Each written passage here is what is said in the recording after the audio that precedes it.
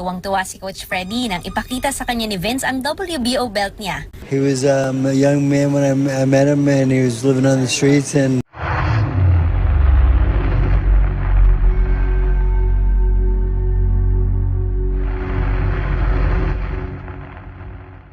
noong mga panahong sa Pinas namamalagi si Pacquiao para sa kanyang training, ay kailangang pumarito ni Freddy Roach para tutukan ang ating pambansang kamo.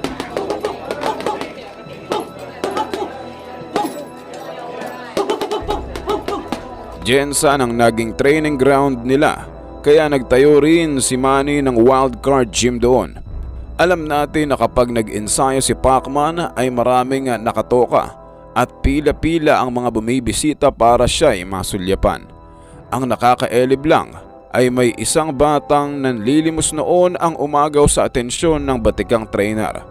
Panay silip raw ang batang ito sa idolo niyang si Pacquiao, kaya ang ginawa ni Freddy ay kanyang pinapasok para turuan. March 2014 nang magkakilala sila sa General Santos City.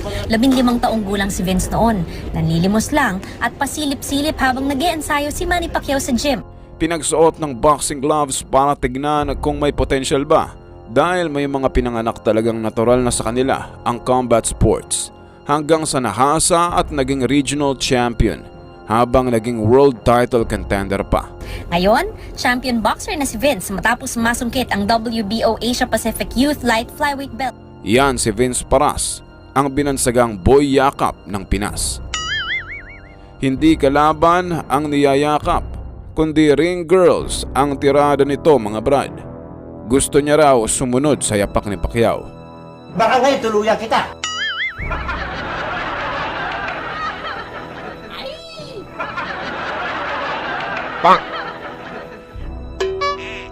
Hindi yan ang tinutukoy natin, kundi gusto niyang sundan ang yapak ni Manny na maitawid ang pamilya sa hirap. Noong nag-uumpisa pa lang ang kanyang karera ay exciting panoorin to, dahil knockout ang laging binibigay sa mga nanonood. Vince Paras ng Sarangani Province. Ang record, 4 na panalo, 8 talo, 3 knockout. This is scheduled for 6, and this is in the mini flyweight division. Oh, good left to the midsection. At biglang bumagsak yung Briel Ozarraga. Dito pa lang po sa first round ng laban na ito. At mukhang matatapos na maaga. Etong laban na ito, it's all over. Diyan po nagwakas ang winner by knockout, Vince Para! winner by knockout, first round. Naging WBO Asia Pacific Youth Champion nang pagapangin ang pambato ng Cebu na si Jimboy Haya. Undefeated na may 13 straight wins bago nagkaroon ng title shot sa Japan kontra sa nooy undefeated rin na si Hiroto Kyoguchi. Bigo man ngunit saludo at bumilib ang mga Hapon sa ipinakitang husay ng Pinoy. Nagbigay rin ng dikdikang laban kontra sa isa pa nating kababayang si Jonathan Taconing para sa WBC International title. Didn't expect this to, oh, I don't know, oh, and it's about to go down, I think. Nagsunod-sunod na ang panalo niya sa loob ng bansa. Hinarap ang isa na namang Hapon na pang featherweight ang tangkad, ngunit hindi ito ang naging dahilan para siya'y matakot. Agresor ang mas maliit na Pinoy, ngunit panay kombinasyon rin ang Hapon. And that 1-2 than I expected. Nice connection. And Hanada is coming in. He wants to do it too. Mga patama sa ulo at katawan ang mga birada ni Paras. He's doing a great Good point. Again, reminding everyone both of them have significant punching power. Oh, nice body, head, body. very good. Nice one by Paras. Another one by Paras. Mulusot ang mga big punches ni Paras, subalit matibay rin ang Hapon. Again, another stand and bang exchange down the middle. If you're a fan of brawls, this is what you want to see. I have to say, this fight is a very tiring fight, but it's a very exciting fight to watch.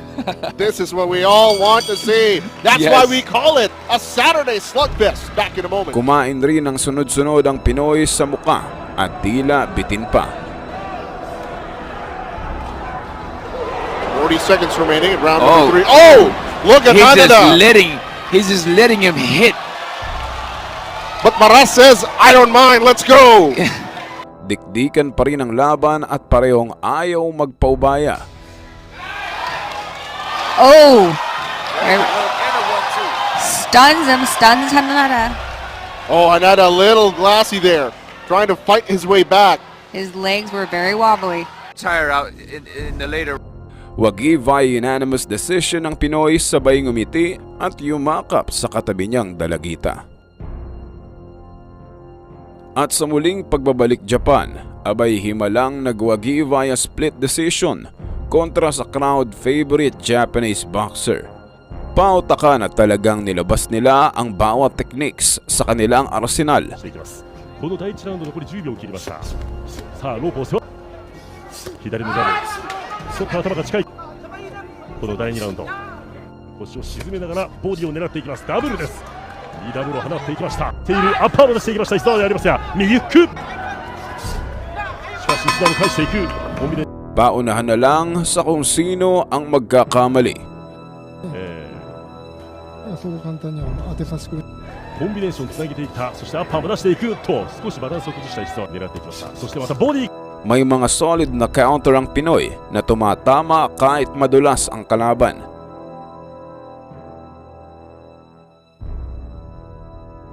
一方の石澤とおっと右フック、石澤としては Napupuruhan rin si Kabayan ngunit kanya lang itong tinatanggap. 左右放ってきました。しかし左のフックパラスです。右左フックを出していきます。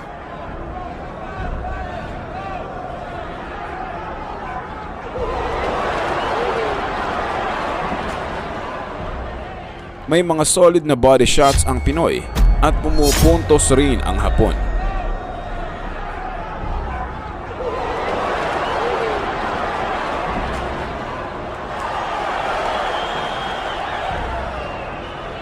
Himalang nasalat ni Vince ang panalo dahil expected ng marami na ibibigay sa Hapon sa sobrang dikit ng laban at baluarte nila yon.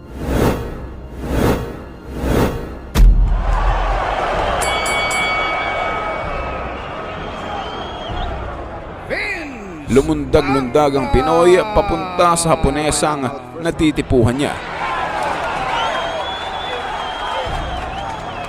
Sino ang mag-aakala na ang dating palaboy at nanlilimos lang para may makain?